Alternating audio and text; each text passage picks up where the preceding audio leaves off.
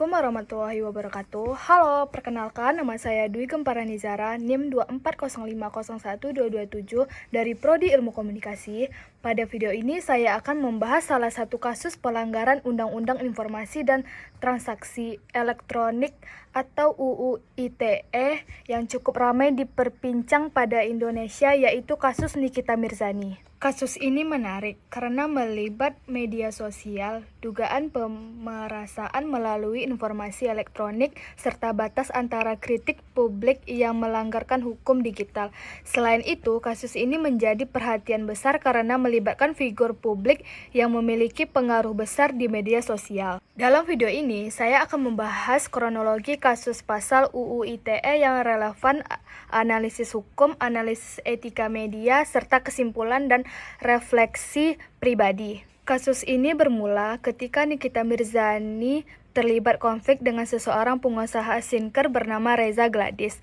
Dalam perkara ini, jaksa menilai bahwa Nikita menggunakan pengaruh media sosialnya dan ulasan negatif terhadap produk pihak tersebut sebagai alat tekanan. Menurut pendapat dugaan bahwa Nikita meminta sejumlah uang agar tidak lagi menyampaikan ulasan negatif yang dapat merugikan reputasi bisnis korban. Perkara ini kemudian berkembang menjadi kasus dugaan pemerasan melalui media elektronik dan juga terkait dengan tindakan pidana pencurian uang atau TPPU.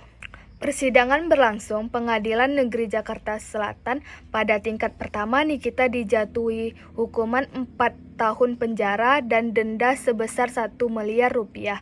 Dalam proses tersebut, hakim menilai terhadap unsur pidana dalam penggunaan media digital sebagai sarana tekanan terhadap pihak lain. Namun, pada tingkat banding, Pengadilan Tinggi Jakarta memperberat hukuman menjadi 6 tahun penjara.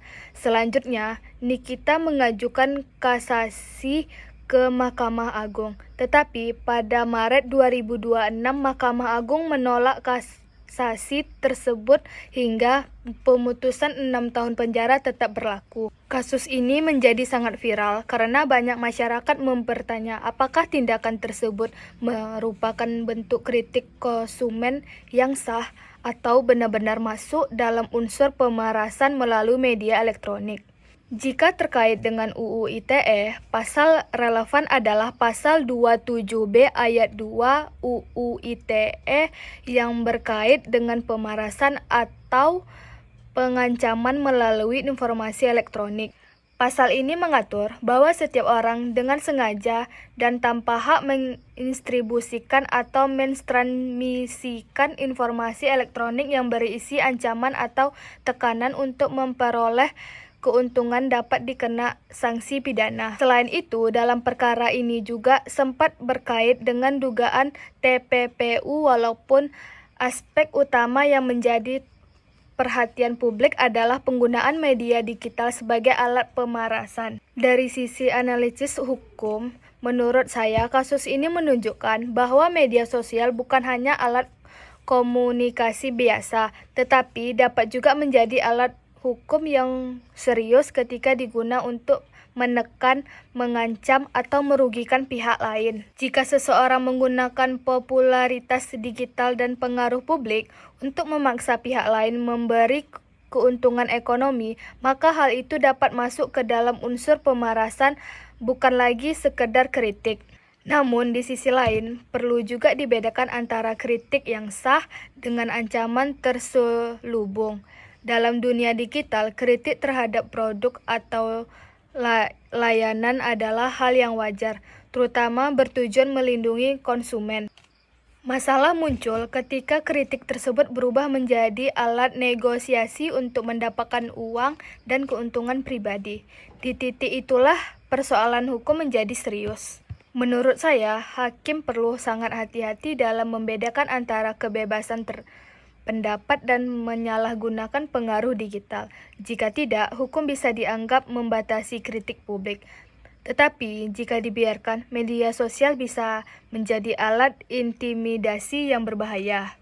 Dari sisi etika, kasus ini menunjukkan bahwa figur publik memiliki tanggung jawab moral yang jauh lebih besar dibanding penggunaan biasa. Seseorang dengan jutaan pengikut memiliki kekuatan besar dalam membentuk opini publik.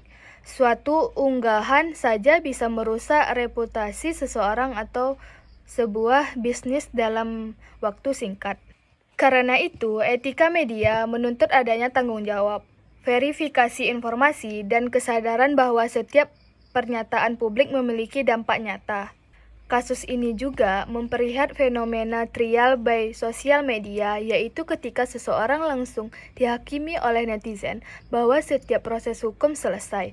Hal ini sangat berbahaya karena reputasi seseorang bisa hancur lebih cepat daripada proses pengadilan berjalan. Selain itu, netizen juga sering ikut mempengaruhi konflik dengan komentar kasar, penghinaan, bahwa penyebaran informasi pribadi, padahal penggunaan media sosial harus tetap menjunjung etika komunikasi dan penghormatan terhadap martabat manusia.